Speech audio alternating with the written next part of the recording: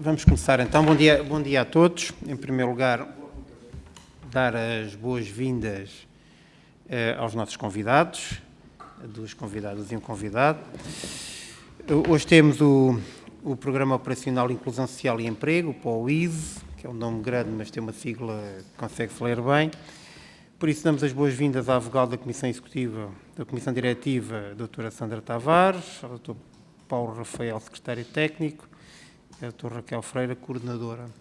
Por isso, sejam bem-vindas. Esta subcomissão dos fundos europeus e do PRR foi criada no âmbito da Comissão de Economia do Parlamento, tem por missão acompanhar aquilo que é a dinâmica e a execução dos fundos europeus. Nós temos estado a avaliar os temáticos, estamos a terminar, hoje terminamos a avaliação do PT 2020, só falta o POISE, por isso, por isso nos convidamos. Por isso, para uma intervenção, tem até 10 minutos para a intervenção inicial e depois segue-se um conjunto de perguntas no qual responderão às questões que os grupos parlamentares e os senhores deputados fizerem, mas depois eu vou indicando o tempo que têm por resposta. Por isso, até 10 minutos, tem a palavra, doutora Sandra Tavares. Obrigada.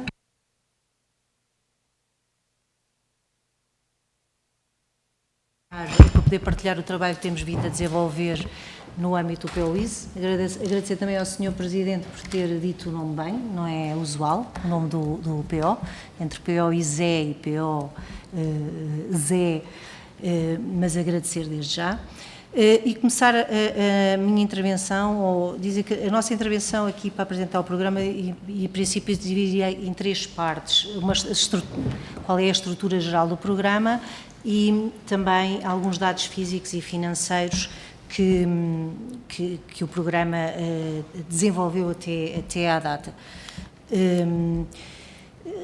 Na verdade, vou tentar, Bem, dizer primeiro que o programa é um programa exclusivamente financiado pelo Fundo Social Europeu e, como sabem, o Fundo Social Europeu é um fundo que financia investimentos essencialmente imateriais e, por isso, trazemos este primeiro slide para, de uma forma muito simples, sendo que a realidade que lhe subjaz não é simples, dar uma ideia do que é que o programa até agora realizou.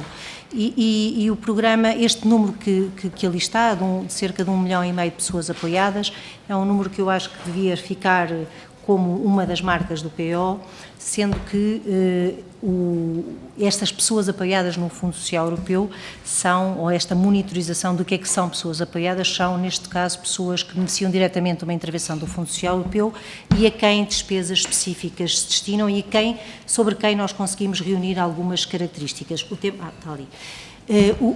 Dizer então que o programa...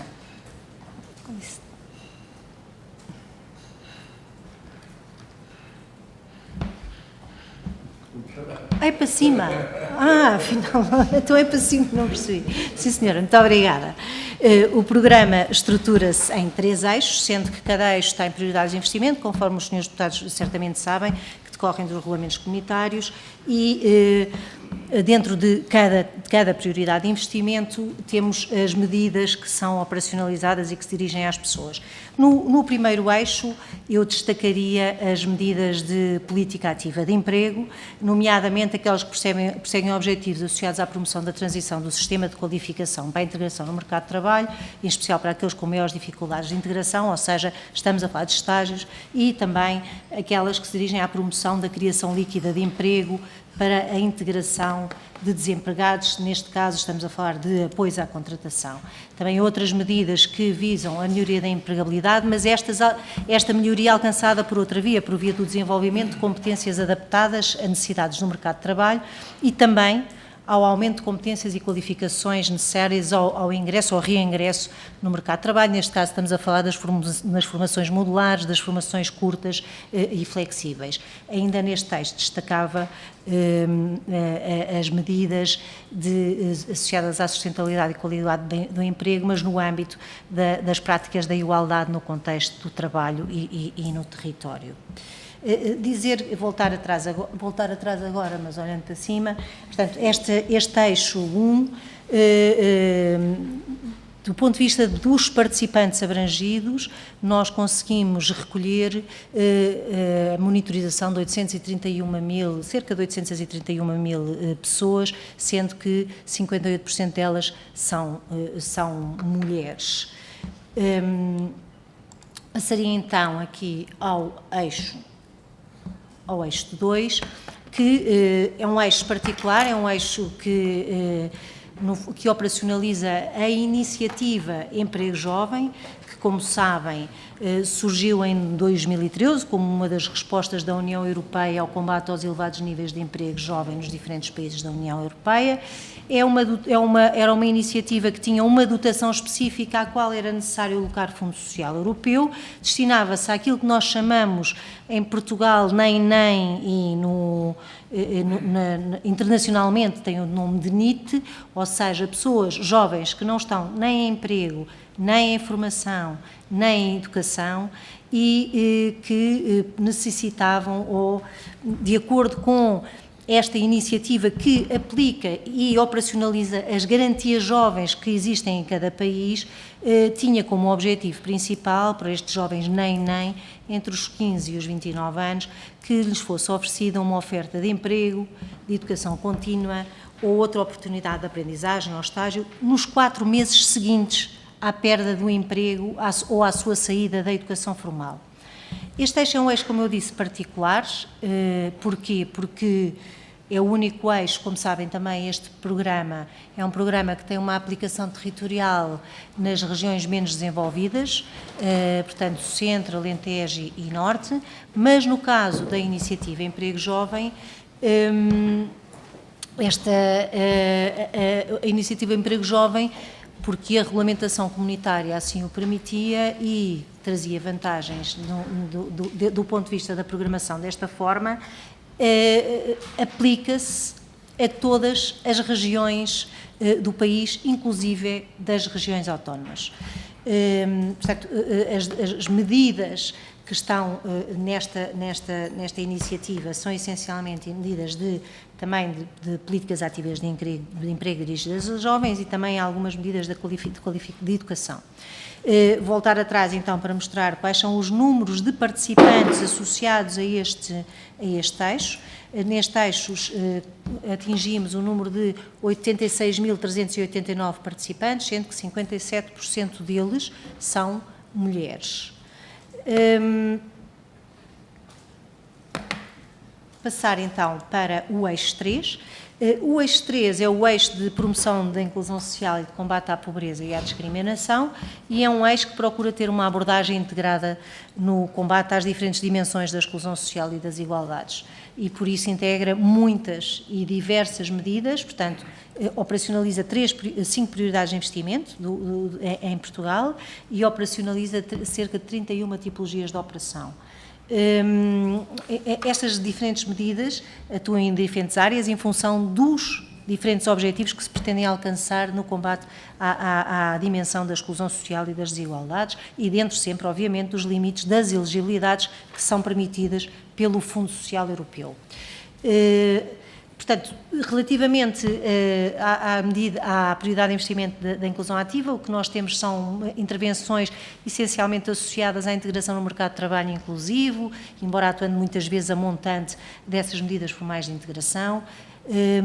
A igualdade de oportunidades e não discriminação aqui destacaria em particular as intervenções de resposta à violência doméstica e de género, quer numa dimensão de uma resposta reparadora, quer na dimensão de uma resposta preventiva, bem como o acesso a serviços, portanto, depois, outra prioridade de investimento, no acesso a serviços sustentáveis, no qual se procura promover a igualdade no acesso a serviços sociais, através da sua qualificação, também do seu alargamento e de uma aposta na sua diversificação, no sentido de irmos em contra ao surgimento de novas necessidades e também na promoção de formação de técnicos especializados, quando suporta a estratégia de diversificação e aumento da qualidade destas respostas. Temos uma última prioridade de investimento, que é a prioridade de investimento 9.5, que é que mobiliza as áreas da inovação e da economia social e que, neste caso, teve como objetivo promover a inovação social de forma a melhorar a capacidade de resposta das organizações, nomeadamente através de novos modelos de atuação de financiamento destas iniciativas no âmbito da economia social. Bem, aqui no eixo 3 voltamos atrás para mostrar quais são o número de pessoas ou o número de participantes apoiados e que são cerca de 560 mil pessoas apoiadas, sendo que 66% delas são mulheres. Portanto, é desta soma, destes 3 eixos e destas prioridades de intervenção que os integram, que nós chegamos àquele primeiro número que vos apresentámos, que é de cerca de 1.470 e tal pessoas, ou seja, para facilitar cerca de 1,5 milhão de pessoas apoiadas. Passaria agora a falar daqui de alguns dados financeiros e aqui, portanto, quereria ou pretenderia destacar, a parte de cima tem, no fundo, pretende, de uma forma também muito simples, mostrar qual é que foi a atividade principal de todos os trabalhadores que trabalham neste programa e que deu origem àqueles resultados de abertura de 133 avisos para operacionalizar 52 tipologias de operação, que recebemos 11.800 candidaturas num valor de um custo total de 5 milhões e cerca de 5 milhões e meio. Temos um compromisso, ou seja, candidaturas aprovadas, o número das candidaturas aprovadas ou de operações são de 5 mil, cerca de 5 mil, e o compromisso é de cerca de 2 milhões e meio. Portanto, em baixo o que tentamos aqui mostrar é o valor programado, que é conhecido de todos, o compromisso de cerca de 2 milhões e meio, que aqui neste caso nós estamos a incorporar aqui o valor do mecanismo extraordinário de antecipação. Portanto, este compromisso já tem cá o mecanismo extraordinário de antecipação, em cerca de 3 avisos, o valor executado também com o mecanismo extraordinário de execução, de antecipação, é no valor de cerca de 2 milhões de euros e o valor pago cerca de 2,1 milhões de euros. Certo. Então vou-me despachar. Mas já está, desculpe lá. Os 10 minutos já passaram. Ok, muito bem. 1 minuto. Já passou 1 minuto? Então vou passar aqui... Mais 1 minuto. É? Ok. Muito bem, muito obrigada. Então aqui a ideia era só dizer onde é que estavam o foco de cada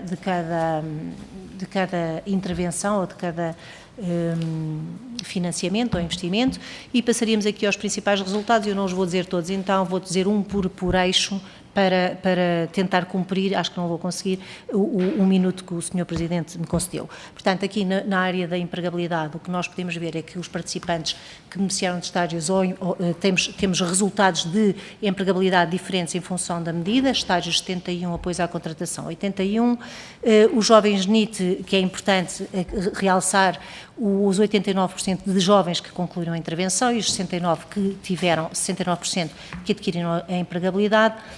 Destaco aqui as participações certificadas das pessoas com deficiência, que 74% conseguiram chegar a ser certificadas, 74% ao nível da igualdade de oportunidades e da não discriminação, como eu disse antes, que houve um particular foco para a área da violência doméstica, temos 89% das vítimas que entre 7.600, 89% avaliaram de forma positiva o apoio recebido, e aqui temos, no fundo, projetos de diversificação e aumento da qualidade das respostas, em que, até à data, temos 82% de projetos já concluídos.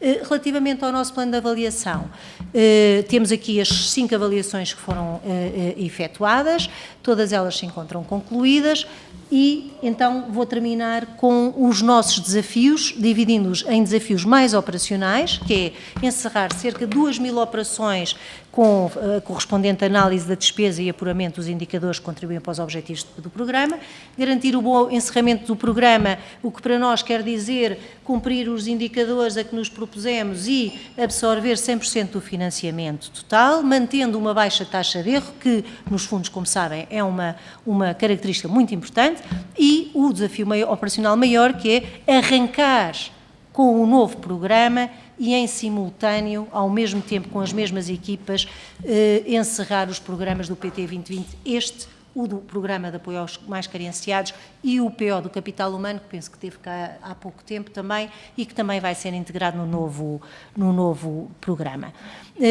Para o futuro, sem serem desafios operacionais, são estes que estão aqui, do lançamento do novo programa, e destacava as medidas que vão contribuir para, obviamente, cumprir as metas nacionais do Plano de Ação do Pilar Europeu dos Direitos Sociais. E não vou falar, mas vou deixar o slide da comunicação, que é também muito importante, como sabem, principalmente num fundo como este, que, sendo um fundo imaterial, gera sempre alguma desconfiança do o que é que faz e, portanto, comunicar, do nosso ponto de vista, neste caso, é bastante importante. Muito obrigado, Doutora, pela quase concisão sobre a apresentação, quase concisão sobre essa matéria. Vamos passar pelo apontador. Ok. Nós vamos avançar a uma ronda dos grupos parlamentares e depois seguramente pode recuperar alguns indicadores que eventualmente não tenha dito na apresentação inicial. Passamos inicialmente ao grupo parlamentar do PSD, o Sr. Deputado António Topa Gomes, máximo de 7 minutos para uma intervenção. Muito obrigado. Muito obrigado, Sr. Presidente. Senhoras e senhores deputados, e cumprimento naturalmente os representantes deste programa operacional, agradecendo a apresentação. Eu iria começar por duas perguntas, e a primeira é a seguinte, digamos, naturalmente nestas audições nós procuramos fazer o trabalho de casa e percebi-me que só temos ainda relatório de execução do ano 2021 e, portanto, a primeira pergunta é qual é o timing para se terminar os relatórios, porque é que não há ainda o de 2022, está no prazo, se não está, e digamos isto no âmbito de nosso trabalho. Uma segunda pergunta que me apercebi dos dados do relatório de 2021, mas que vocês aqui também enfatizaram bastante, mas que admito que a partir de determinada altura, não sei se isto é um sucesso, se é um problema, e que tem a ver com a questão da igualdade de género, mas nós olhamos para as pessoas abrangidas e há uma disparidade muito grande entre as ações sobre mulheres e as ações sobre homens. Ou seja, temos aqui números de 66-34, 2/3, 1/3. Digamos, sendo este um programa de inclusão social e emprego, isto pode ser um indicativo que, de facto, continua a haver uma grande desigualdade, e julgo que é um indicativo, mas também pode ser um indicativo que não estamos a conseguir corrigir essa situação. Porque, de facto, um dos eixos, o eixo 3, estamos a falar de participação de 2/3 de mulheres, 1/3 de homens. Portanto, o que é que isto significa? Esta desigualdade existe na sociedade, eu julgo que quanto a isso não temos dúvidas, mas com esta grandeza, porque subsiste de tal maneira. E julgo que essa é a pergunta que temos que começar a fazer, porque depois de tantos anos de fundos, de uma sociedade que julgo que evoluiu significativamente, todos estamos contentes com isto, mas depois quando ficamos isto nos números, isto é um problema. Terceira pergunta, e baseio-me no vosso relatório, e tem a ver com isto. Vocês tinham uma indicação muito direta de que havia um problema sério de recursos humanos no programa. E atendendo a todas as burocracias, todos os relatórios, todas as avaliações, diziam a determinada altura, refiro-me ao relatório de 2021, que era o último que eu tinha, que seria difícil cumprir com os níveis de qualidade adequados com este problema de recursos humanos. E, portanto, a pergunta que tenho que fazer naturalmente é: a situação evoluiu, porque já estamos em 2023, parece-me, pelos dados de execução, pela realização, que não vamos ter problemas com a execução total do fundo, mas se o problema existe, isto pode, de alguma forma, pôr em causa a qualidade, pode não pôr, digamos, qual é o ponto da situação hoje do programa, até porque estamos a encerrar um, estamos a iniciar outro, e é muito importante que o que correu menos bem num programa, e muitas vezes nós só percebemos o que corre menos bem depois da experiência de fazer, só quem não faz é que não tem estas dificuldades, e isso fosse melhorado para efeitos futuros. refiro-me agora aos jovens e aos estágios. A determinada altura, no relatório de 2021, eu vou ler até a frase, porque a frase de alguma forma me preocupa. Diz maior eficácia das medidas de estágios. Não creio que não é importante, o ponto é importante a frase. Revelando uma estratégia muito eficaz para conter a taxa de desemprego jovem. E isto é uma discussão, eu acho que objetivamente temos que ter,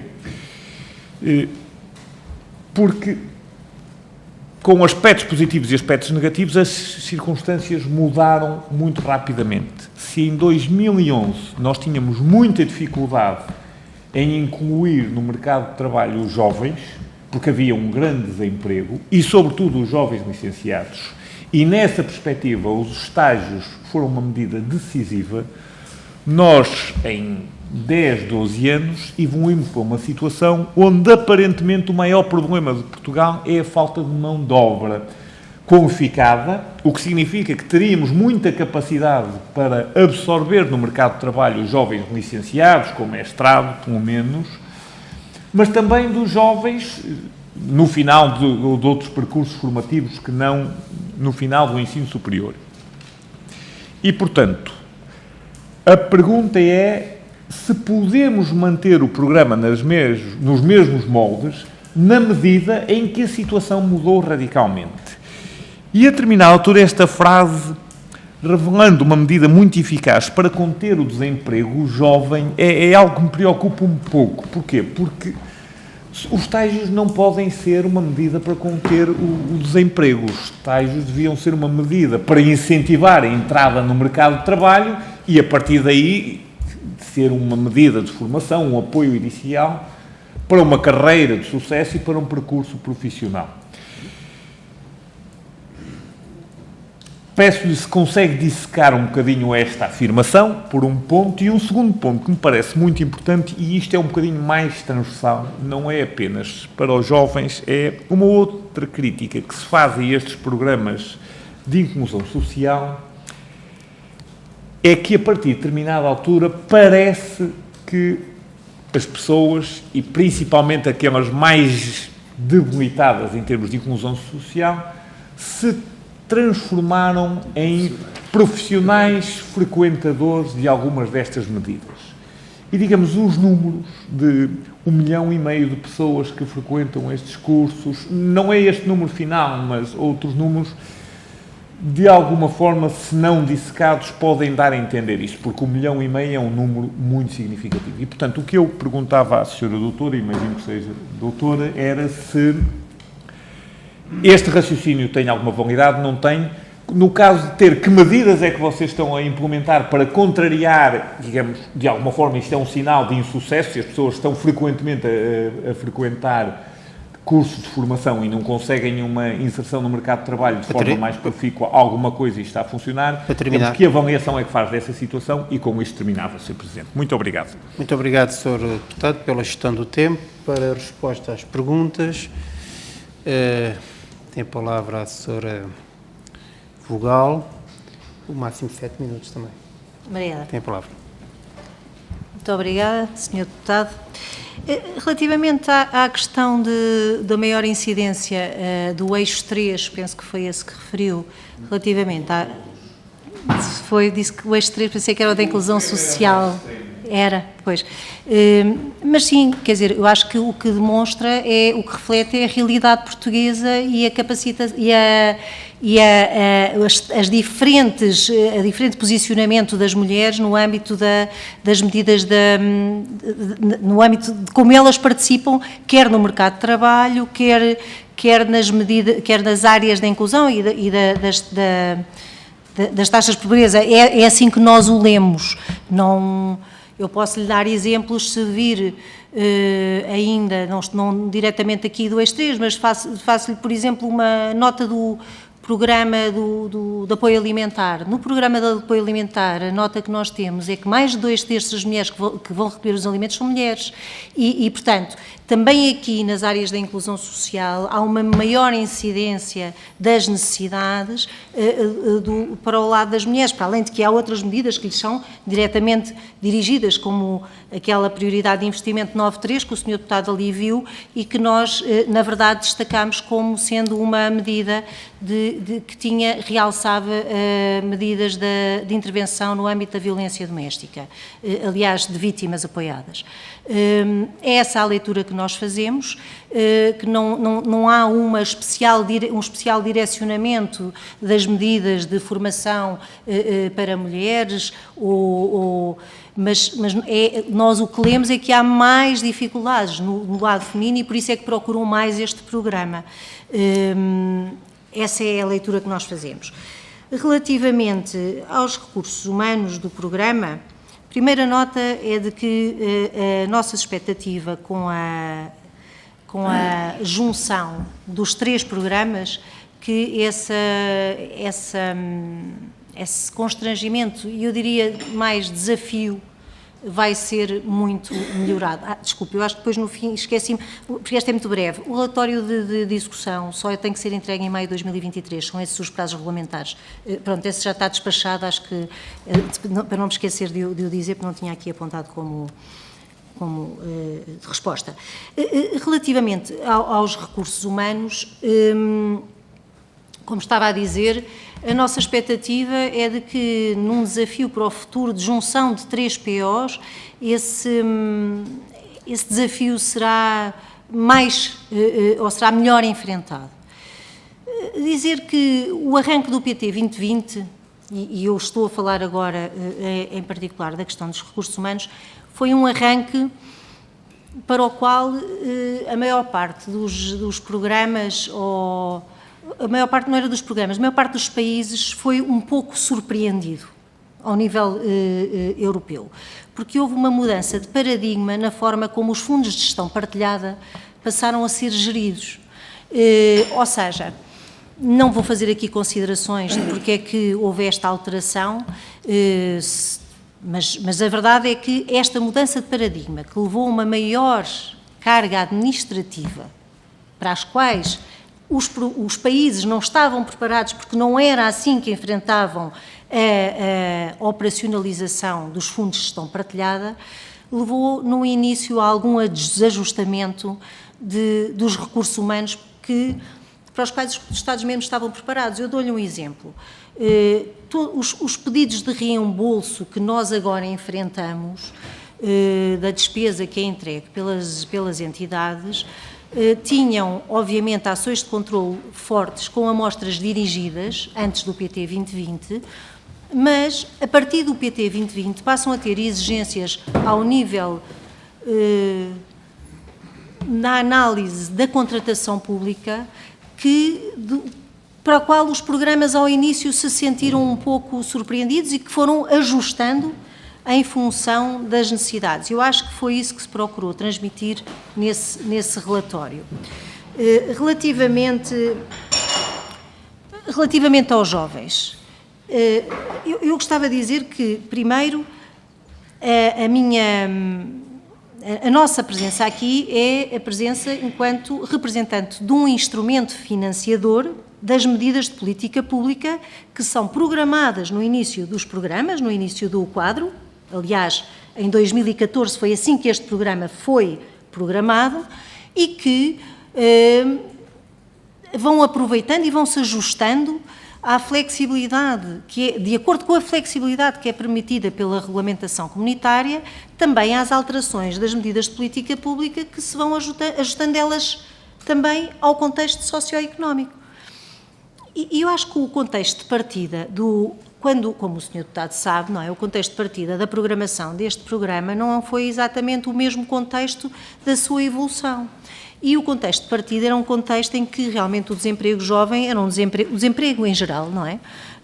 Portanto, nós estamos a falar de taxas de desemprego em 2012 2015 ou 2013 de cerca de 17% ou 17% qualquer coisa, não é? Quando agora estamos, ou em 2020 estamos em taxas de desemprego de 6%. Dar-lhe razão, no entanto, de que realmente os estágios são uma medida de política pública, uma medida de política ativa de emprego, de transição do sistema de qualificação para a vida ativa, em que permite ter, quer dizer, quer do lado do jovem, quer do lado da entidade que o acolhe, recolher experiências diferentes e fazer essa simbiose, e que, do nosso ponto de vista, porque enquanto instrumento financiador que acompanha a evolução das medidas de política, nós próprios nos fomos apercebendo e nos ajustando a esta alteração que houve ao longo do programa, que é o contexto de partida não era este, e ao longo do programa as medidas de política pública e, em particular, dos estágios que falou, foram eles próprios calibrados para ir de encontro aos desafios que agora, com um desemprego mais em baixa, nós podíamos enfrentar em resposta também às recomendações específicas do semestre europeu, que, como sabe, aponta a Portugal um problema da segmentação do mercado de trabalho.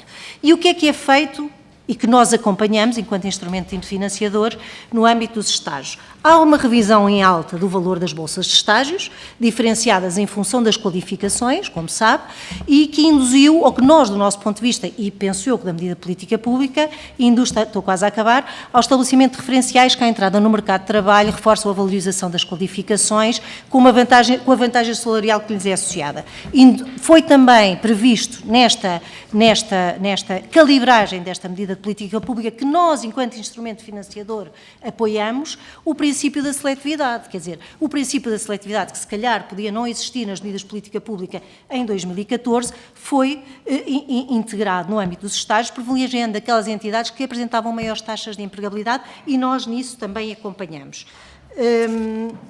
Para terminar. Os profissionais das medidas. Nós não temos essa leitura. Não temos essa leitura e não temos essa evidência do ponto de vista. Estas pessoas que ali estão, como disse, e depois, se for preciso, o meu colega aqui complementa, que é também da monitorização, são pessoas todas elas diferentes e nós não contamos a mesma pessoa em várias vezes, são todas pessoas diferentes, e por isso é que eu tentei, no início da minha intervenção, explicar o que é que nós considerávamos uma pessoa ou um participante para efeitos de apoio do Fundo Social Europeu. Muito obrigado. Acho que esse esclarecimento é importante, por isso o tempo derrapou um bocadinho. Passamos então ao Grupo Parlamentar do Partido Socialista. Vão dividir o seu tempo. Primeiro intervirá o Sr. Deputado José Pedro Ferreira e depois o Sr. Deputado José Rui Cruz. Tem a palavra, o máximo 7 minutos. Muito obrigado, Sr. Presidente, Srs. Deputados, Dra. Sandra Tavares, Dr. Paulo Rafael, Dra. Raquel Pereira, os meus cumprimentos a todos, um agradecimento pela vossa vinda a este grupo de trabalho. Começar por destacar a importância do POISE para, portanto, enquanto programa de financiamento através dos fundos europeus com elevado potencial de implementação e em alinhamento com os objetivos da União Europeia para o crescimento inteligente, sustentável e inclusivo, e também para fomentar a coesão económica, social e territorial do país. O programa, como acabaram de apresentar, está organizado em diferentes tipologias de operação, em diferentes eixos e prioridades de investimento. Destacaram o facto de ele ter apoiado quase 1,5 milhões de pessoas, ter uma taxa de execução global de 93%, em torno dos 2.052 milhões de euros, e os eixos que apresentam maiores níveis de execução é o eixo 2, Iniciativa de Emprego Jovem, logo seguido pelo eixo relativo à promoção da inclusão social e combate à pobreza e, finalmente, o eixo da promoção da sustentabilidade e qualidade do emprego. Portanto, mais direcionado para as políticas ativas de emprego. Ora, um olhar, portanto, isto deixar para já uma palavra também importante de felicitação a toda a equipa pelos níveis globais de execução que apresentam. No entanto, um olhar mais atento para alguns dados, nomeadamente aqueles constantes do relatório do POISE de 31 de março de 2022, demonstram que o eixo 1 e o eixo 3 apresentam alguns objetivos cuja taxa de execução é particularmente baixa, tendo em consideração a taxa de compromisso e o número de operações aprovadas. E alguns deles têm valores mesmo bastante baixos, nomeadamente nas páginas 9 e 10 das tabelas do relatório. A questão que eu pretendo colocar prende-se com a forma como monitorizaram este nível de execução e quais as estratégias que utilizaram para, desde março de 2022 até ao final do ano, terem, na realidade, conseguido, de alguma forma, recuperar essas taxas de execução e contribuir para o valor global dos 93% de execução do próprio projeto. O mesmo relatório, na página 100, relativo à evolução do número médio de formandos com deficiência por género, apresenta um gráfico que demonstra um decréscimo contínuo desde 2015 até 2022 e, portanto, com uma variação de 47,5% para 39,5% em termos média, uma vez que o gráfico está organizado por género. Ora, este dado aparentemente não é concordante com os objetivos do programa no que se refere às questões da inclusão. E eu aqui gostaria de colocar quais os motivos que encontram para explicar este decréscimo, o porquê da redução do número de ações e número de formandos com deficiência e que medidas é que pretendem vir a implementar em termos futuros para reverter esta situação, uma vez que a inclusão é um dos objetivos do programa.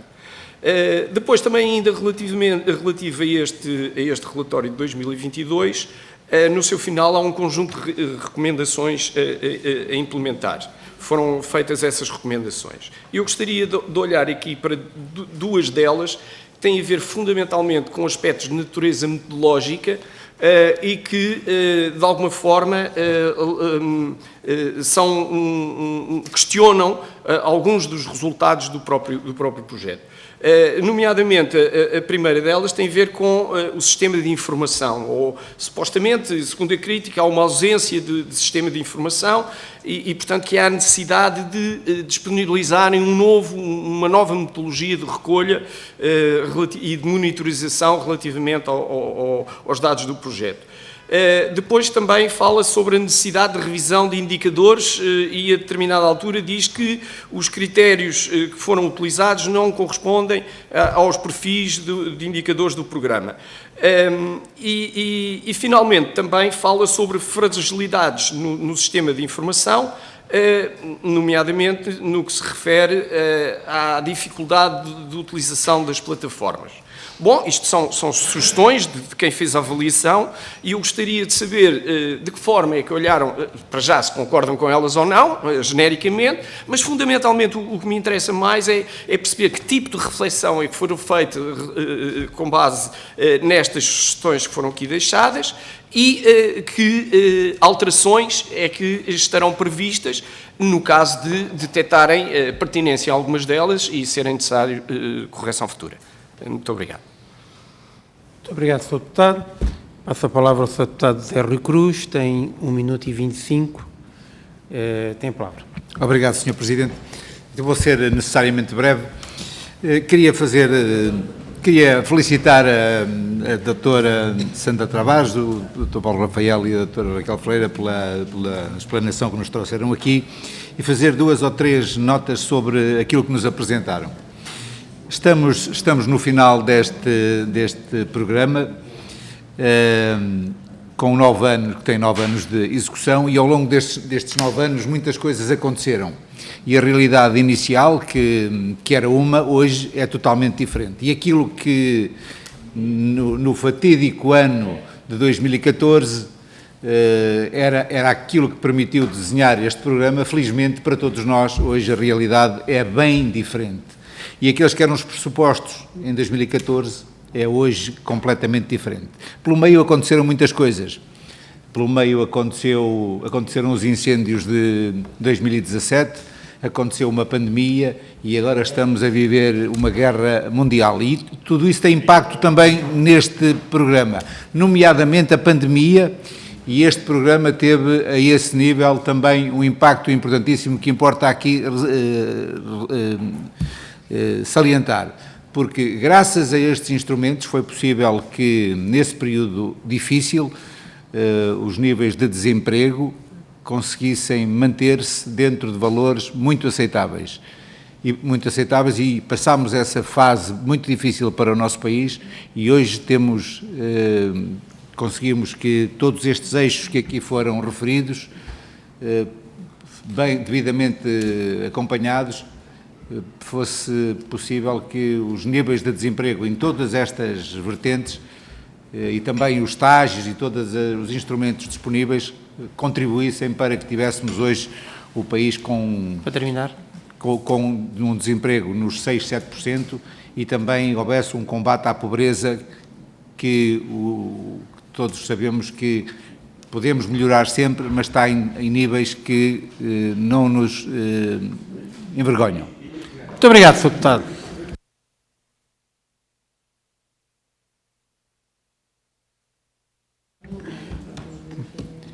Estão preparados? Para responder, dou a palavra à doutora Sandra Tavares, máximo 7 minutos. Muito obrigado.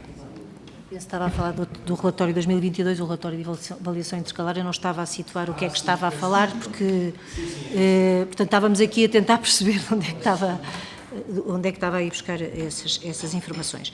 Bem, mas começo se calhar por falar então daquilo que o Sr. Deputado também começou por enunciar, que tem a ver com as dificuldades de execução de alguns dos eixos, e nomeadamente do eixo 3.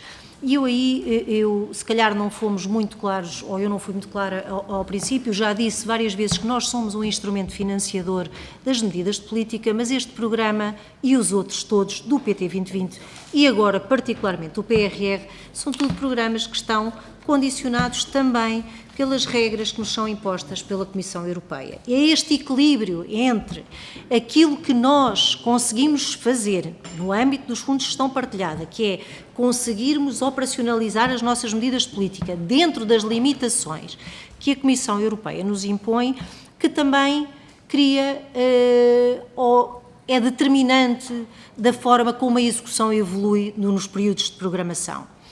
E dar-vos nota de que este foi o primeiro programa, foi o primeiro grande programa autónomo, sem ser uma coisa que houve em 96, com este valor associado à inclusão social. Portanto, no âmbito dos fundos europeus, dar-vos nota que o último programa, o POPH, antes deste, que tinha um pequeno eixo de inclusão social, houve aqui um aumento de quase 10 pontos percentuais. Portanto, e porquê? Porque a Comissão Europeia, a União Europeia, decidiu na programação daquilo que foi o quadro financeiro plurianual redirecionar algumas dos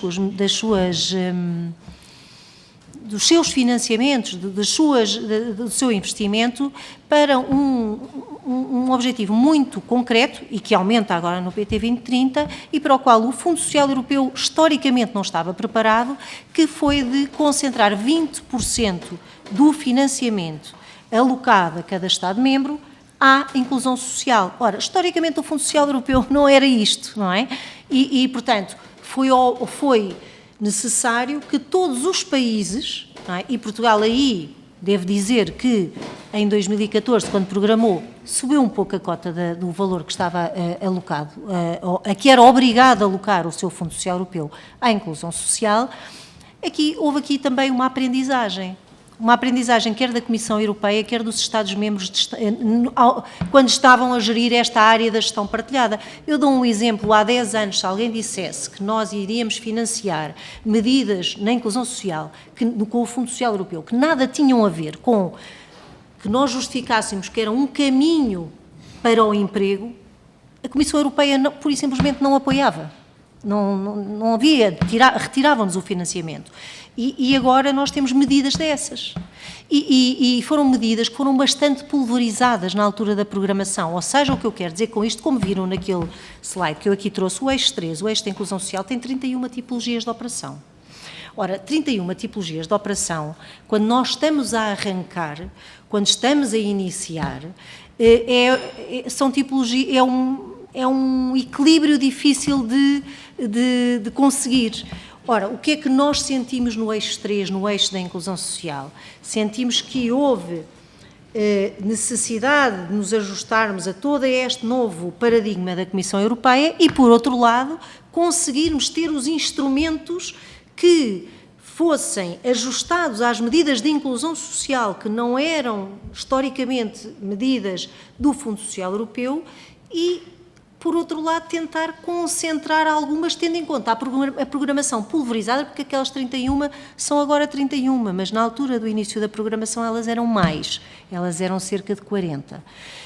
Portanto, tentámos concentrar, tentámos arrancar com as medidas de alguma forma sólidas e consolidadas para que elas pudessem perdurar no tempo, e isso demorou, houve ali um delay de arranque que tem a ver com vontade de ter medidas de política pública estáveis, capacidade de nos ajustarmos às novas regras que a Comissão Europeia nos impôs e depois arrancar. Eu dou-vos um exemplo, uma medida que, quer dizer, que é uma medida da área da deficiência, que é um modelo de apoio à vida independente, foi uma medida nova.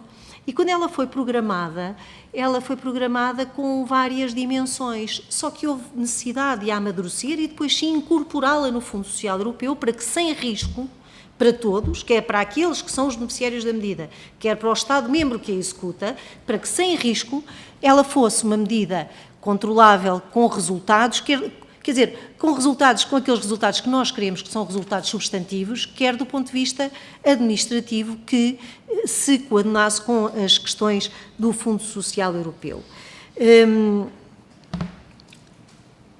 Pessoas com deficiência. As pessoas com deficiência é uma medida que tem um peso enorme. As pessoas com deficiência, peço desculpa, a formação, a qualificação das pessoas com deficiência tem um enorme peso naquela prioridade de investimento que ali está da 9.1 da inclusão ativa. Tem um peso, aliás, das medidas que tem mais peso no eixo 3. E o que eu acho que aquele relatório de avaliação intercalar, primeiro dizer duas coisas.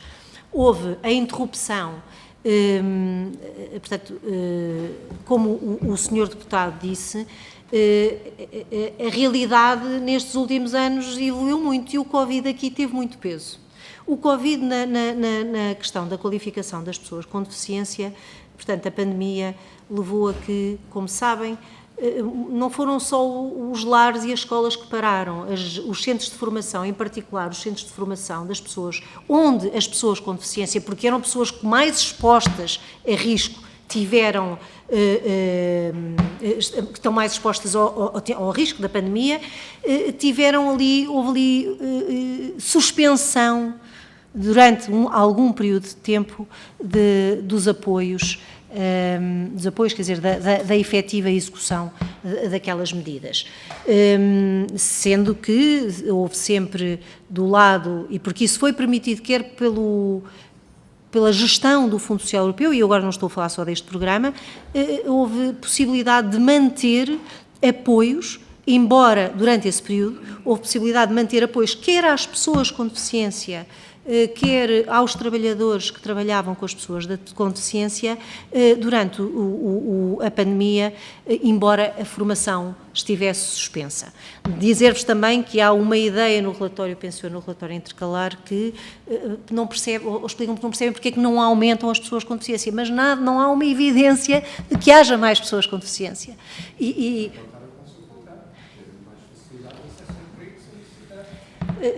Sim, também.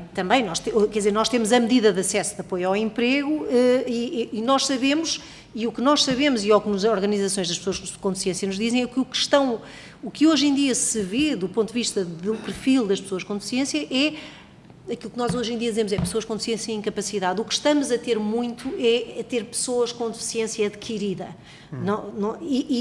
Portanto, ainda estamos no balanço da recolha da monitorização desses dados e temos aqui, o que eu lhe poderia dizer sobre essa questão é, temos Covid, temos um novo olhar sobre o que são as pessoas com deficiência e incapacidade e a sua saída também, como disse, para o mercado de trabalho.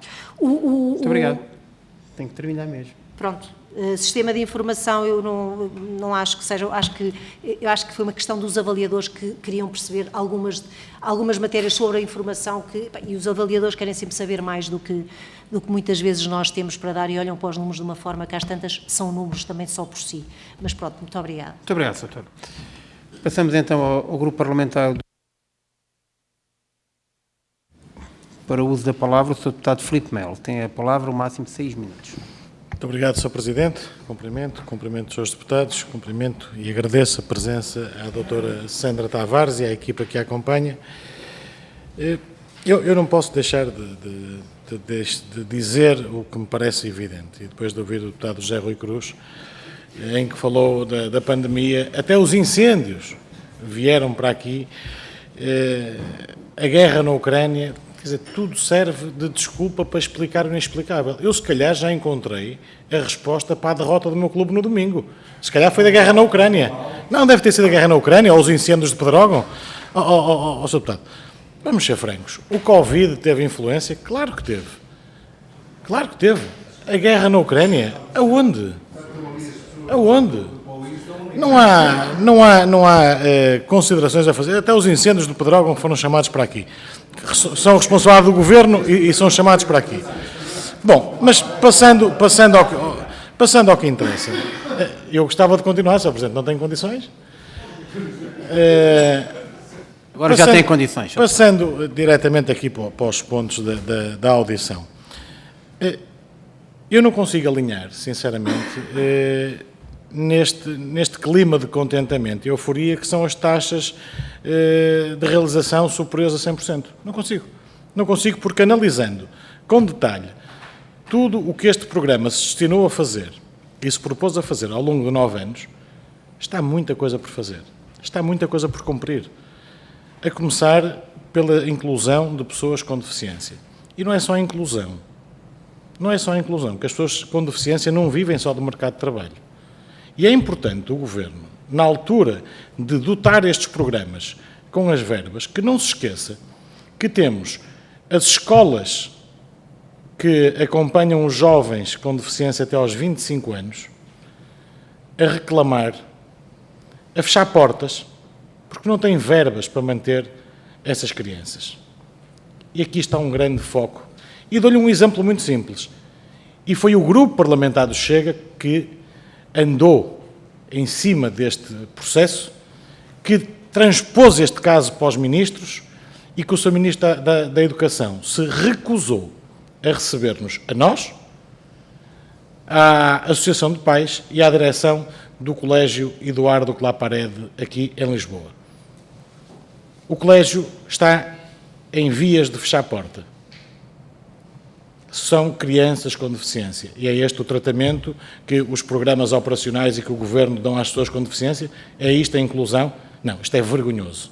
Para não dizer pior, isto é vergonhoso. Portanto, não me venham com slides bonitos, com indicadores bonitos, porque na prática o que acontece não é isto. E os nossos governantes e quem gera estes programas têm que meter a mão na consciência e não é vir com PowerPoints, com indicadores e rácios de cumprimento a 100% ou mais, que dão dignidade a essas crianças com deficiência, a esses adultos com deficiência e a esses idosos com deficiência.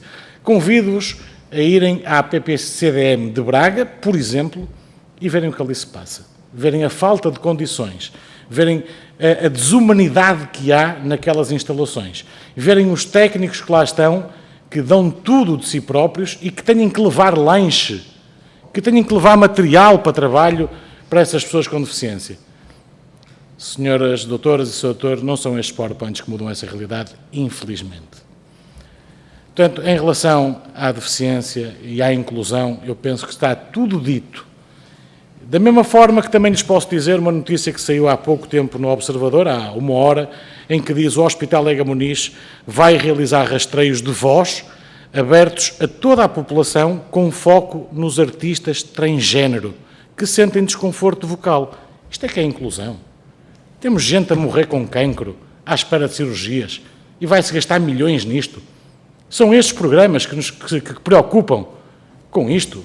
Pá, não brinquem connosco, desculpem. É a altura de nós dizermos as coisas tal e qual como elas são, olhos nos olhos. Estes programas que aqui estão, muita coisa é para encher. São verbos de encher e não tenho medo do que digo. E reafirmo e sublinho, são verbos de encher, porque onde há preocupação, onde devia haver o maior foco de atuação, não há. E dá-se destaque ao acessório quando se devia dar ao necessário. E isto é um caso concreto que eu acabei de ler esta notícia. Está no Observador Online. Se quiserem certificar-se, podem ver. Jovens, e aqui há um indicador que eu não posso deixar passar isto em claro. Bolsas de ensino superior a alunos carenciados. 77%. Se nós não vamos investir na formação dos nossos jovens, vamos investir em quê? Olha, na TAP, certamente, nos escândalos da TAP. Estamos a falar em 77%, 70.468 jovens. Sabem o que é que este programa faz? Além desta publicidade, não dá instrumentos aos jovens que querem fazer estudos superiores, que querem concluir estudos superiores. E são eles o futuro do país. Quem não tem dinheiro neste país, quem não tem um cartão de militância de um certo partido, não chega lá. Não tem hipótese de lá chegar. Portanto, volto a dizer, estes slides, estes PowerPoints são muito bonitos, mas a nós não nos convencem. E depois também este programa propunha-se a acabar com a pobreza. É engraçado que em 2022 temos 2 milhões de pessoas no limiar da pobreza. Volto a dizer, são estes PowerPoints, são estas apresentações. Doutora, isto a nós não nos diz nada. Honestamente, a nós o que nos diz é a realidade que nós encontramos. A realidade que nós vemos todos os dias na rua. E é essa a diferença entre políticos de gabinete e políticos que fazem esse trabalho de campo. E nós fazemos esse trabalho de campo. Nós contactamos com as instituições. Nós estamos na rua. Nós vemos a dificuldade que as pessoas atravessam.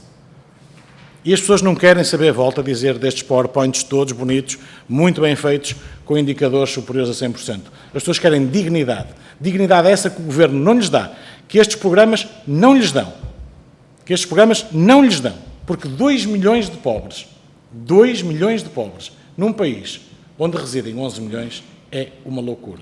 Portanto, quando temos milhares de milhões, vou concluir, Sr. Presidente, milhares de milhões de euros investidos nestes programas, neste e em vários outros, e continuamos a ver 2 milhões de pobres e quase 10% para lá que caminhamos de desempregados neste país, alguma coisa está a falhar e estes programas estão a falhar. Obrigado, Sr. Presidente. Muito obrigado, Sr. Deputado.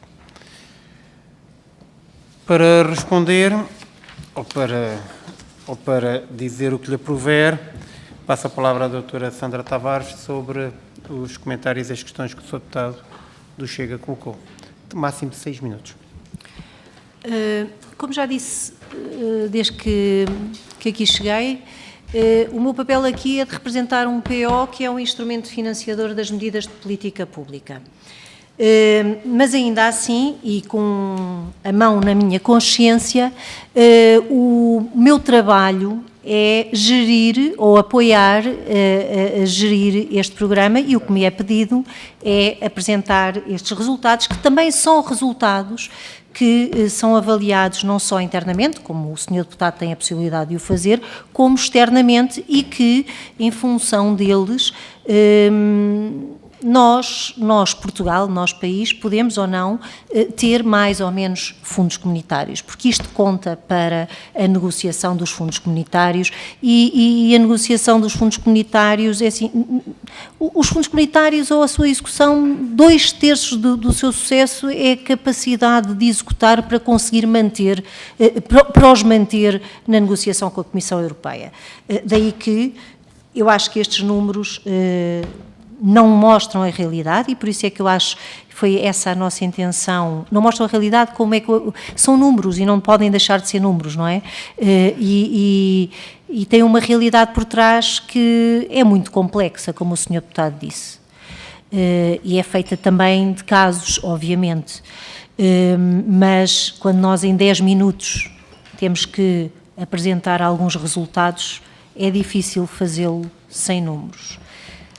Taxas de realização superior a 100%. Eu não percebi se estava a falar de uma questão técnica ou se era só um comentário, porque as taxas de execução superiores a 100%, como sabe, no âmbito dos fundos, nós normalmente temos um compromisso e também uma execução superior a 100%, porque em função de quebras, daquilo que nós chamamos as quebras de execução, nos permite depois demonstrar à Comissão Europeia à Comissão Europeia internamente, que os fundos foram financiados a 100% efetivamente, e para isso temos que ter uma margem de superior para podermos acomodar as quebras que decorrem historicamente da execução de todas estas operações e de todas estas medidas, daí que tenhamos estes números de execução ou de compromisso superiores a 100% e que neste caso, como também explicámos no início, este volume maior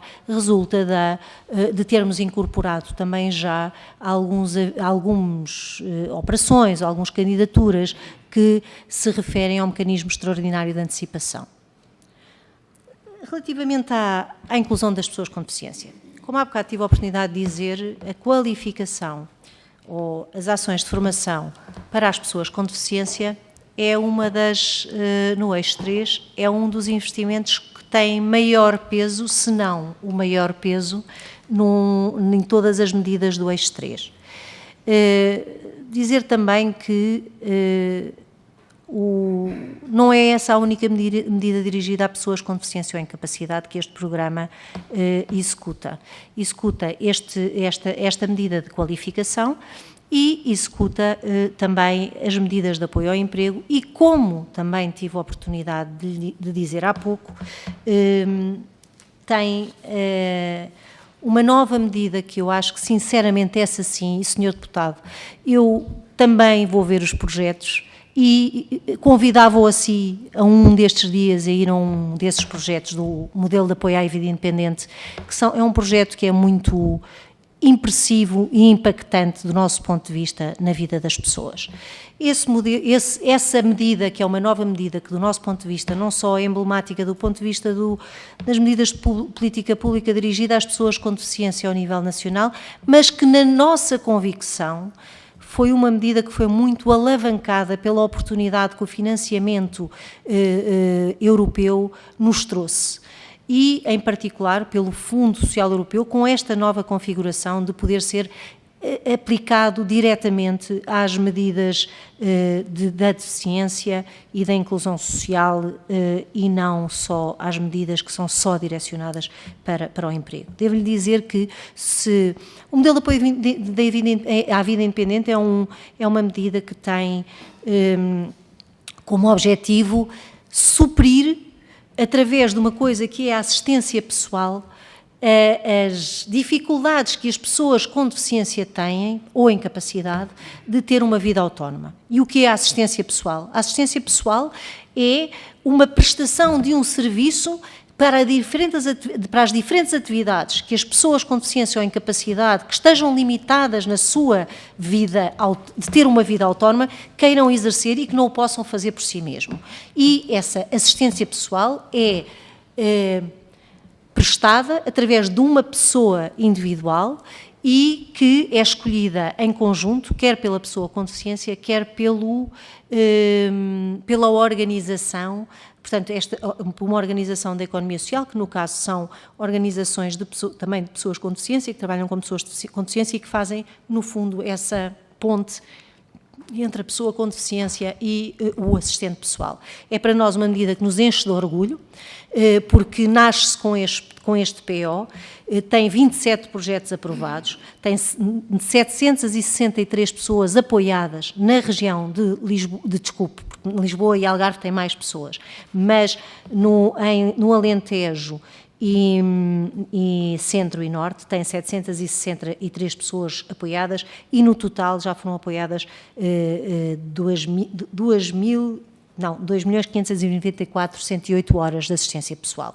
Para nós esta é uma medida que no fundo, indo um bocadinho de encontro àquilo que eu acho que o Sr. Deputado pretende aqui ver discutido, que é, não me deem só números, deem-me projetos. É isso que eu lhe estou a dar. E isto existe. Eu dificilmente lhe conseguia trazer aqui, já o fizemos, mas dificilmente lhe conseguia trazer aqui, podia ter-lhe trazido um vídeo impressivo, mas em 10 minutos eu não conseguia. E em 10 minutos o que me pediram aqui também para dizer é, dê-nos os grandes resultados, mas já que o Sr. Deputado me desafiou a pôr a minha mão na consciência, eu filo e estou-lhe a mostrar aqui o que para nós é uma coisa que na área da deficiência sinceramente nos enche de orgulho.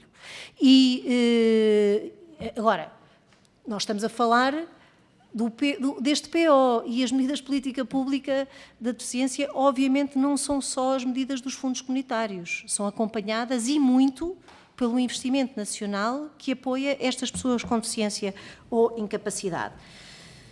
Muito obrigado, doutora. Estamos a terminar. Para mim, também estou com fome. Muito bem. Não, aqui ainda vamos ter uma segunda ronda. Por isso, vamos ter uma segunda ronda, 2 minutos por cada grupo parlamentar e depois, no fim, tem 6 minutos para responder. E aí pode colocar, para além de responder às questões, os exemplos impressivos sobre aquilo que vai repensando, alguns exemplos impressivos que queira dar para dar humanidade aos números que nos trouxe. Por isso eu tenho para uma... Fazem todos ao mesmo tempo, um de cada vez, 2 minutos cada um, e depois eu respondo a todas e depois respondo no fim, são 3, são 6 minutos. Por isso vamos conter o tempo e vamos ser objetivos nas questões. Primeiro é o PSD, Sr. Deputado do PSD, Jorge Salgueiro Mendes, tem a palavra para 2 minutos. Muito obrigado, Sr. Presidente. Agradecer a exposição que foi feita e os elementos enviados pela equipa do Pois é.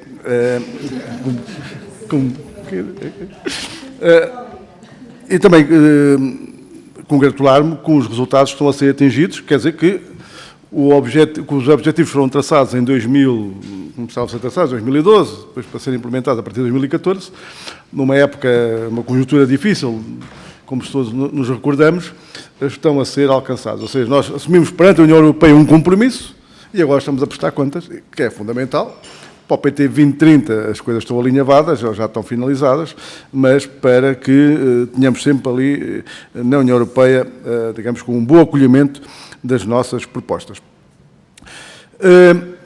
As verbas do Pois é vêm para as regiões de coesão, mas são um programa nacional. Isso aqui há um debate, sobretudo com as CCDRs e os municípios, porque é que é um programa nacional, não é um programa regional. E eu creio que agora, no programa de Demografia, Qualificações e Inclusão, o PDQI 2030, se mantém esta dialética regional, nacional, e eu gostava de colocar aqui 2 questões. A primeira é se, dada que há uma transferência de competências, nomeadamente na área social, para as CCDRs, para as CIMs e para os municípios, se as CCDRs vão ser tidas e achadas na definição de avisos e na seleção dos próprios projetos, tal como acontece neste momento já com a CCDR de Lisboa e Val do Tejo e com a CCDR do Algarve, e não acontece com o Norte, Centro e Alentejo. Em relação às comunidades intermunicipais, aqui a situação pode ser mais complicada, tem a ver com os CLDS. Como sabe, desde junho do ano passado que não tem havido avisos, não se sabe neste momento como é que vai ser feita a transição dos LDS 4ª geração, que têm sido apoiados pelo PT 2020 e vão ser apoiados pelo PT 2030. Em que moldes? Se já há alguma coisa prevista e se as comunidades intermunicipais também, para além da contratualização nos PO regionais, vão ter também acesso, digamos, a alguma área do PO nacional. É só. Se está uma coisa prevista, é só. Muito obrigado. Muito obrigado, Sr. Deputado Jorge Salgueiro Mendes. Passo então agora ao Sr. Deputado José Rui Cruz, do Partido Socialista. Tem a palavra, Sr. Deputado. Obrigado, Sr. Presidente. Eu não vou fazer aqui nenhuma consideração especial, só 2 ou 3 notas sobre aquilo que e agradecer os esclarecimentos que deu sobre essa prestação, sobre esse programa em relação à deficiência, que é muito importante, e uma nota de que o Governo tem muitos outros instrumentos para além do Fundo Social Europeu. E há bocadinho, quando eu falei da questão destes 9 anos, e muita coisa mudou, e da estranheza que aqui alguém referiu, a importância deste programa. Em alguns acontecimentos destes anos, não percebo porquê, porque quando há acontecimentos que são que não estavam previstos, é normal que haja instrumentos que tenham que responder a esses mesmos acontecimentos. É para isso que eles existem. Mas há um instrumento que está nas mãos do Governo que tem uma importância extrema no combate à pobreza, que é o salário mínimo.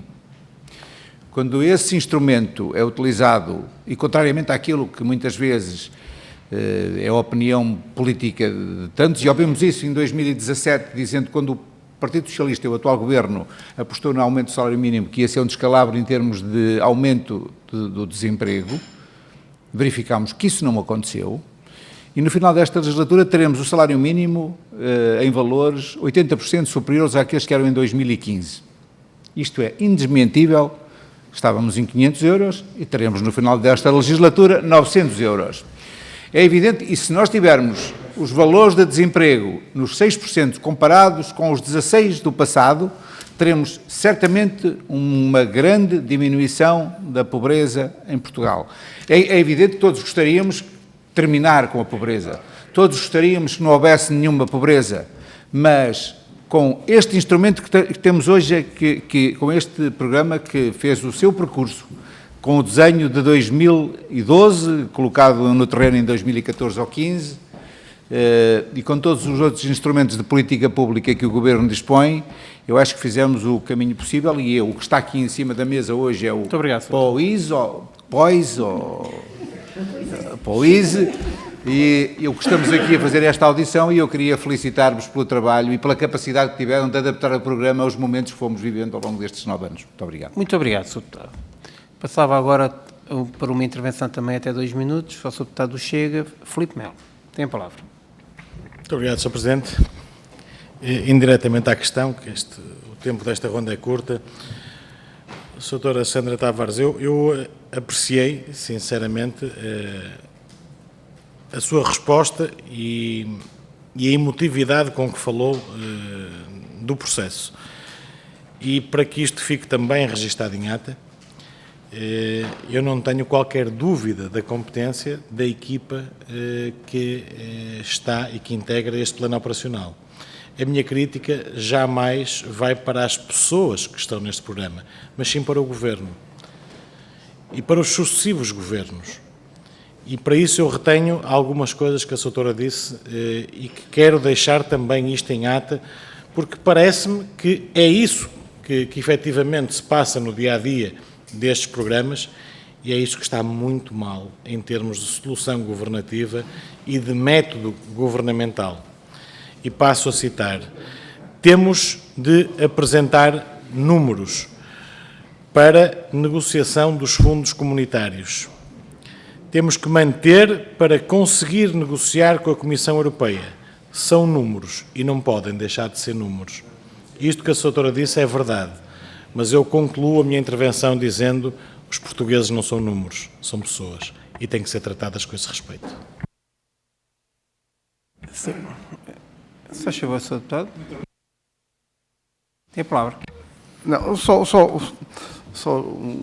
aquilo que o Sr. Deputado Filipe Melo acabou de dizer, os portugueses não são números. Eu estive em Bruxelas, eu já era Presidente de Câmara, em 2011-12, quando estava a negociar os programas comunitários, o Portugal e o resto dos países da Europa. E o ambiente na União Europeia era altamente hostil aos países que estavam em dificuldades financeiras. Altamente hostil. Então os países de leste que olhavam para, no Comitê das Regiões, ou em reuniões do Parlamento, para, digamos, políticos de Portugal, de Espanha, de Itália e da Irlanda, quase como os afrontavam. Portanto, a gente tem que prestar contas e, digamos que pressionar para termos aquilo a que temos direito. Mas em Bruxelas há uma guerra assumida de todos os países, e não, agora somos mais, para aceder aos fundos comunitários, sobretudo aos da coesão. Portanto, não é fácil, e os números são importantes. Quando tem que ser mostrados, tem que ser mostrados. Muito obrigado. Só queria partilhar convosco, senti isso na altura. Eu era Presidente de Câmara, não tinha nada obrigado, a ver com a gestão dos Sr. fundos. Deputado, pede a palavra para o mesmo efeito, para uma réplica. Por isso, faz favor. Sr. Presidente, com a sua permissão, e uma vez que fui citado, também não podia deixar de o responder.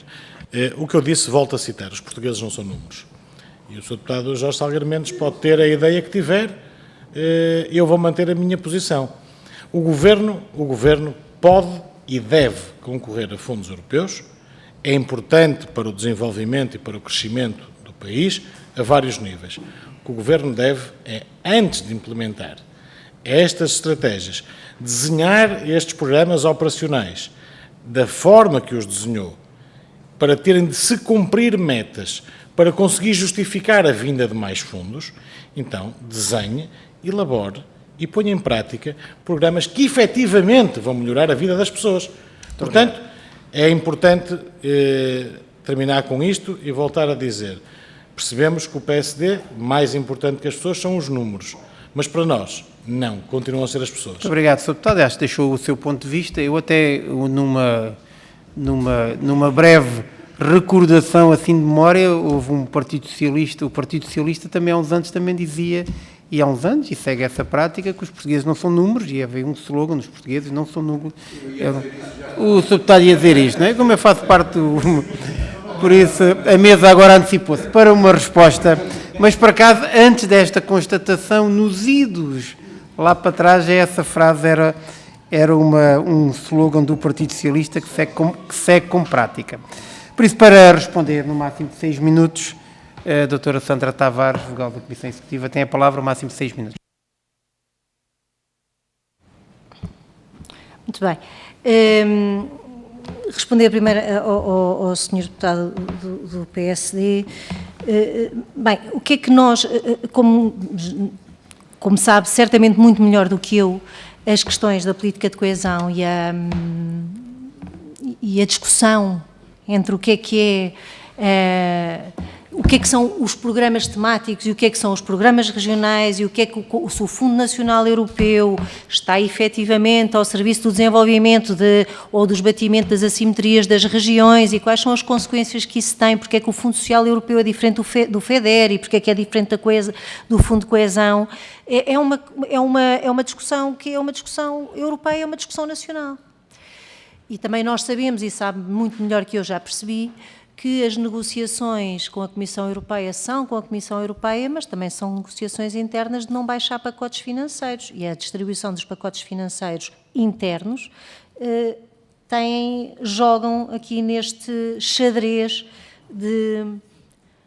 das entidades que fazem parte do modelo de governação dos fundos. Algumas delas que referiu, nos municípios, das CIMs e das agências centrais. Dizer que os programas nacionais, agora, primeiro, é na negociação inicial da divisão do que é executado pelos programas regionais e o que é executado pelos POs nacionais, pelos POs temáticos, que se faz essa divisão com o especial cuidado, em função dos objetivos que cada medida tem e dos objetivos dos territórios e de quem os gere, e também se dá a resposta, mais uma vez, à Comissão Europeia porque é que umas coisas ficam num lado, porque é que outras coisas ficam no outro, e, essencialmente, que não se podem repetir. Ou seja, o que vai para um lado fica nesse sítio, o que vai para o outro fica no outro sítio, portanto, regionais, medidas, temáticos, outras medidas, e que não haja cruzamento e que não haja sobreposição, porque senão é um problema. Portanto, toda a disponibilidade, obviamente, e que há no PT 2030. Agora, dou-lhe um exemplo, já que é para irmos também falando de coisas concretas e o Sr. Presidente deu-me essa indicação nos minutos finais. Nós, no POIS, não é, temos uma medida que passou no PT 2030 para os POs regionais, porque se entendeu que assim seria mais adequado. Estou a falar dos mediadores, os mediadores municipais e interculturais. E, portanto, este jogo da negociação, dos objetivos das medidas, dos modelos de governação, que, como bem disse, agora, recentemente, sofreram uma alteração com transferências de competências, nomeadamente no âmbito da ação social, define também a forma onde as coisas devem ser executadas, controladas, operacionalizadas e melhor geridas. Ora, não quer dizer com isto, e tentando responder à sua pergunta, não quer dizer com isto que as agências nacionais não trabalhem em conjunto e em parceria com aqueles que são as entidades, as CIMs e os municípios. Não quer dizer que nós não trabalhemos em parceria. Agora, quando se fez a programação do PT 2030, aí sim dividiu-se o que é que ia para um lado e o que é que ia para o outro, não é? E a nossa expectativa é que as CIMs, com os pacotes financeiros que têm na inclusão social, consiga fazer essa gestão interna também com os municípios, nas medidas que, quando teve a oportunidade de participar na negociação, defendeu que seriam aquelas que melhor se ajustavam ao seu território. Defendeu, ou teve a oportunidade de defender. Agora, portanto, esta é uma das questões. A outra questão é os CLDS. Os CLDS estão programados no PT 2030, também no PDQI, e nós sabemos que, portanto, que este período de transição, como de transição de todos os quadros, é um período de alguma inquietação e de algum esforço adicional, como nós sabemos, como aliás foi um dos desafios operacionais que aliás está ali, que nós enfrentamos hoje e que vai ser muito, do nosso ponto de vista, pesado, mas gratificante, é não tentar que algumas medidas, aquelas que são medidas de continuidade, não sejam interrompidas. E o que é que nós, do lado do POISE, tentámos fazer? Embora os CLDS estivessem previstos para um período determinado e limitado, o que nós tentámos fazer foi, para aqueles que tinham intenção, queriam e podiam prorrogar os seus projetos, embora com custos adicionais para os recursos humanos do POISE, prorrogar as suas candidaturas, ou seja, prorrogar a execução dos seus projetos, por um período que lhes permita, com alguma tranquilidade, pensamos nós, enfrentar o desafio de abertura da transição, das novas candidaturas para a transição do próximo quadro. Agora, quanto à intervenção dos municípios, nós sabemos também que a última portaria dos CLDS, o que define é que os municípios, ou a ANMP, deve ser ouvida na audição da definição dos CLDS. Por último, e para acabar mesmo 2 segundos, ou 10 segundos, para mim, e as pessoas não são números, e por isso é que eu lhe disse que gostava de ter trazido aqui uma imagem daquilo que nós fazemos, mas que não achámos adequado que neste tempo que nos deram para partilhar o nosso trabalho, não é? O conseguíssemos fazer com alguma eficácia, abrangendo as duas questões. Se eu soubesse, Sr. Presidente, que nas respostas podia passar vídeos, tinha trazido um e, em vez de ter falado aqui, tinha posto um vídeo para ver, mas aprendi porque foi a primeira vez que aqui estive. Muito obrigada. Muito bem, então terminamos assim a nossa audição. É sempre possível enviar para a Comissão os vídeos e todas essas apresentações. Desculpem, já agora, porque eu sei que já acabou, mas também estão no nosso site do POISE. Ok, ver, então pronto. Ver, era o último slide. Posso só fazer? Podes. Agradeço, mas a sugestão que o Sr. Presidente está a dar me parece muito útil. Nós temos essa parte. Pedir sempre que há essa possibilidade de fazerem chegar à Comissão que o Sr. Presidente vai distribuir, porque tanto os vídeos como a informação adicional, que aqui não há tempo, é bastante útil também para a nossa análise. Muito bem. Muito bem, por isso pode e deve enviar, uma vez foi amplamente citado, a materialização humanística daquilo que são os quadros financeiros e das discussões, por isso eu acho que é importante, por isso nós estamos disponíveis aqui no site, no mail da Comissão, e depois nós distribuímos pelos senhores deputados, que dá, obviamente, completa completa. Por isso, eu quero agradecer a vossa presença, agradecer à doutora Sandra Tavares, ao doutor Paulo Rafael e à doutora Raquel Ferreira o facto de estarem cá. Como viram, pela primeira vez isto não custou nada, mas obviamente é um ponto importante de avaliação e acompanhamento dos programas, tanto do que foi dito em termos materiais, um conjunto de medidas, exatamente, um conjunto de medidas e obviamente também depois das taxas de execução, que é sempre importante, e depois com o colorido daquilo que nos enviam. Por isso nós depois iremos conversando sobre aquilo que é a dinâmica da avaliação e do acompanhamento.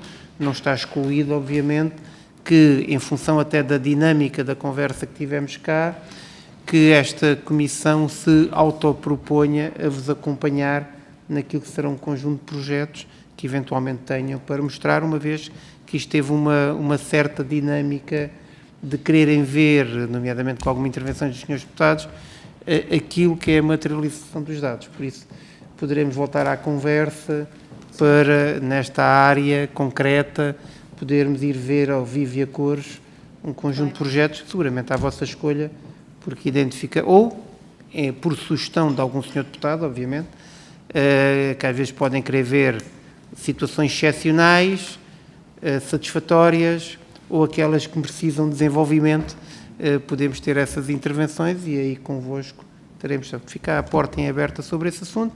Agora, de agradecimento, terminar a sessão. Muito obrigado pela vossa presença, um bom almoço e até à próxima reunião. Muito obrigado.